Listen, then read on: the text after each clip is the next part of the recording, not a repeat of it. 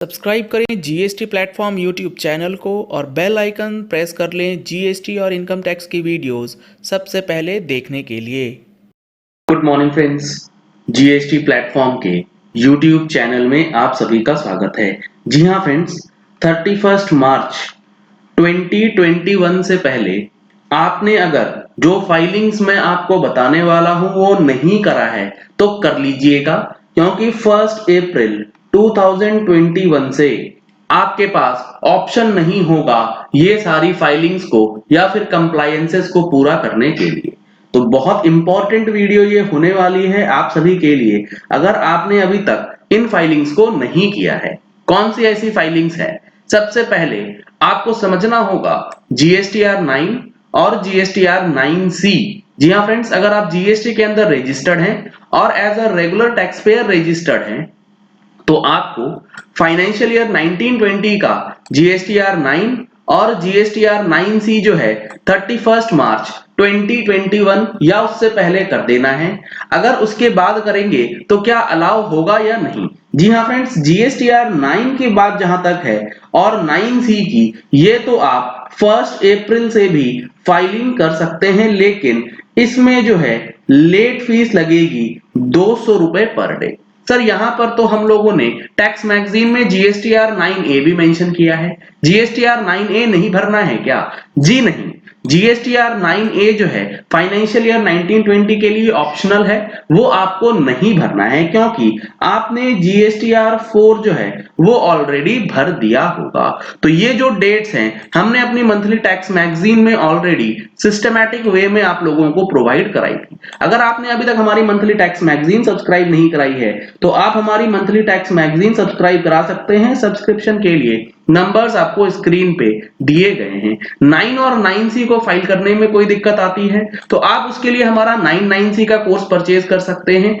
और उसमें आप सीख सकते हैं कि किस तरीके से आपको जीएसटी पोर्टल पे लाइव टेबल कैसे फाइल करना है, कैसे एडजस्टमेंट करना है, सारी चीजों को लेकर। नंबर्स सेम रहेंगे, इन्हीं नंबर्स पे कॉल करके व्हाट्सएप करके आप डिटेल्स जो है वो ले सकते हैं। जीएसटी अपील कैसे फाइल करना होता है, रिवीजन कैसे फाइल करना होता है, रेक्टिफिकेशन कैसे होता है, इन सारी चीजों को लेकर भी कोर्सेज जो हैं वो अब अवेलेबल करवा दिए गए। तो पहला है काम आपको जीएसटीआर 9 और जीएसटीआर 9C की फाइल। दूसरा, ये सबसे इंपॉर्टेंट है और ये स्मॉल टैक्स पेयर्स के लिए बहुत ज्यादा रेलिवेंट है। अगर आप रेगुलर टैक्स पेयर में हैं, आप जाना चाहते हैं कॉम्पोजिशन स्कीम में।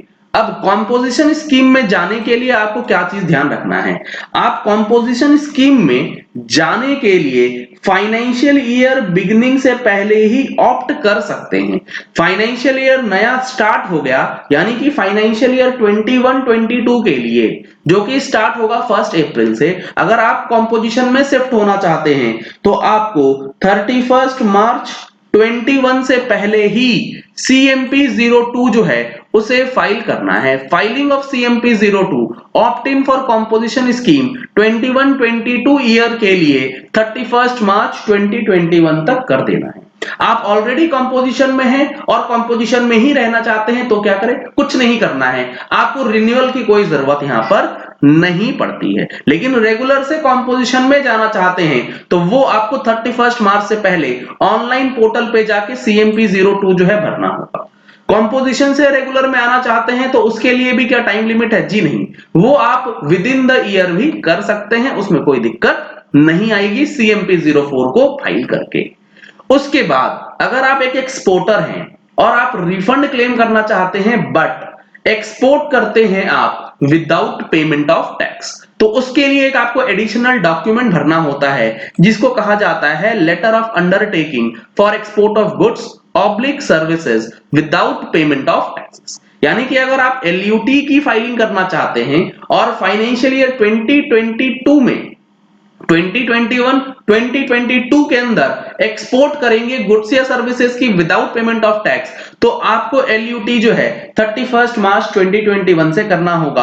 अगर आपने ये नहीं किया तो आप LUT के अगेंस्ट एक्सपोर्ट नहीं कर पाएंगे, आपको IGST का पेमेंट करना होगा, फिर उसका रिफंड जो है वो आप क्लेम कर सकते हैं।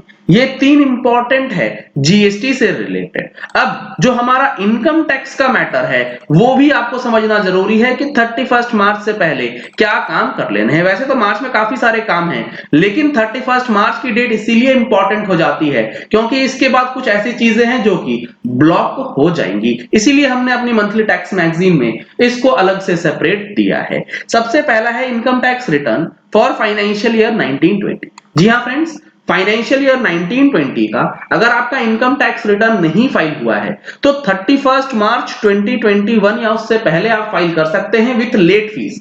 31 मार्च 2021 के बाद लेट फीस के साथ भी आप अपनी इनकम टैक्स की रिटर्न्स जो हैं वो फाइल नहीं कर पाएंगे। 31 मार्च 2021 तक ही बिलेटेड रिटर्न्स जो हैं वो फाइल होती हैं। टीडीएस और टीसीएस रिटर्न ये काफी इंपॉर्टेंट है, इसको ध्यान से समझिएगा। कोविड लगने के बाद फर्स्ट और सेकंड क्वार्टर फाइनेंशियल ईयर 2021 का फर्स्ट और सेकंड क्वार्टर का जो टीडीएस और टीसीएस रिटर्न की डेट्स थी उसे एक्सटेंड किया गया था 31 मार्च 2021 से, लेकिन थर्ड क्वार्टर की डेट जो है वो आपको एक्सटेंशन नहीं दी गई थी, वो थी 31 जनवरी 2021। तो टीडीएस टीसीएस की रिटर्न अगर आपकी पहले और दूसरे क्वार्टर की पेंडिंग है तो वो भी 31 मार्च से पहले कर लीजिएगा, नहीं तो इसमें भी 200 रुपए पर डे के हिसाब से लेट फीस जो है वो लगाई जाएगी।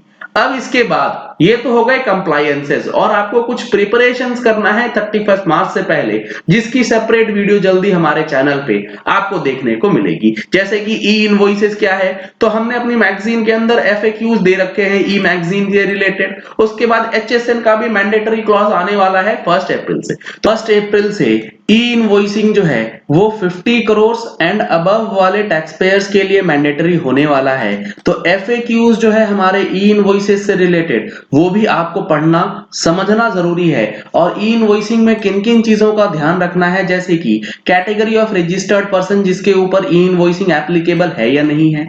अगर आपके पास ई इनवॉइसिंग एप्लीकेबल है और आपने अगर ई इनवॉइसिंग के अगेंस्ट जाकर के नॉर्मल इनवॉइसेस बना दिया है तो क्या इंपैक्ट आपके ऊपर पड़ेगा वो भी आपको समझना है कि a person who is liable for e invoicing but fails to do so the same but give the regular invoice what are the consequences. तो ये कुछ इंपॉर्टेंट चीजें हैं जो कि आपको 1 अप्रैल से ई इनवॉइसिंग और एचएसएन से रिलेट समझना है। तो कैसे तैयारी करनी है वो आपको हमारे चैनल पे मिलेगा। वीडियोस को रेगुलरली देखने के लिए आप हमारे चैनल को सब्सक्राइब कर सकते हैं, नीचे दिया गया है रेड कलर का सब्सक्राइब बटन। चलिए इस वीडियो को यही एंड करते हैं। आशा करते हैं कि आपको पॉइंट्स क्लियर हो गए होंगे कि कौन सी डेट्स ऐसी हैं जो 31 मार्च को खत्म हो जाएंगी, उसके बाद आपको चांस जो है वो नहीं मिलेगा। Thank you and have a nice day.